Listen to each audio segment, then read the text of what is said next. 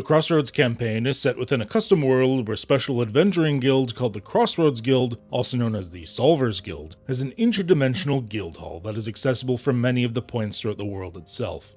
In this campaign, the party of adventurers are a mixture of those that grew to know each other from the past adventures, as well as those that are assigned to their group by the leader of the guild, Master Ismort, the ancient dragonborn sorcerer. Not all members of the party go on each adventure. The campaign was designed for busy people that cannot always attend each session or each adventure. Thus, the campaign is very episodic in format, utilizing shorter story arcs. So far, the entire party consists of the following members. Sam, a trained male human assassin. It is unknown if he's mute or just refuses to speak, but he communicates to the party via written text on a reusable chalkboard or other surface. Kaya, a surly female elven ranger. She has a snap temper and impulsive nature, tends to be fairly withdrawn from the other party members. Urk, an Aarakocra warlock. Edgar, a willful warrior who has a sense of honor and duty, but doesn't shy away from letting loose and having a good time. Due to some mishaps with the cursed item, Edgar has slowly gone from being a human male to an elven female, much to his, or her, chagrin. Maze, an enigmatic, tricksy human. Maze seems to dabble in a little bit of everything, utilizing any talent he can find in his quest for wealth and power. Makurios, or just known as Mac, a human sorcerer. We've not seen him in quite some time and believe him to quite possibly be dead. Orla, a bouncy and bubbly little gnomish bard. She was trained by the Fae and has some great power over the wheels of others.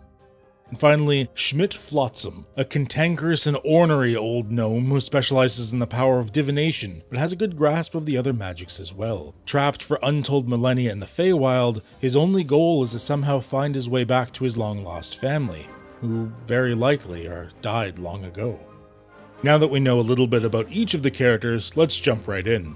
We're not going to cover everything that has happened in the campaign thus far. We are in the middle of a story arc that seems to have covered at least a couple of sessions now, so let's start with that. Although lost and far from home, the party is made of adventurers, and thus they're making the best of the situation. Wandering the lands and taking jobs, they've currently taken up temporary residence in the town of Bewdley. The Lord of Bewdley has three main issues that plague his mind. A wyvern that's been affecting the town's livestock off and on for years. The recent issue with three groups of monster hunters that he hired but may have since gone out of control, and a group of giants that may or may not have destroyed the neighboring town of Homestead. Previously, the adventuring party tracked down the wyvern and one of the monster hunter groups known as the Drakes. In a three-way battle of life and death, the wyvern, monster hunters, and guild members all desperately fought with each other. Finally, the wyvern and the monster hunters were all slain with no casualties to the party, although they were certainly feeling it. Having found great riches for both the monsters hunters and the lair of the exceedingly large and ancient wyvern, the party went back to town and decided after turning in their quest to Lord Methelglen that they would spend a day or two in research and relaxation to buy a few things and learn some new spells. During this time, Kaya was walking to a tavern on the further remote side of town when she was ambushed and captured by members of the more vile and thug-like of the monster hunter groups, the White Stars. She was rendered unconscious by poison and taken prisoner. The party did not realize this until the next day.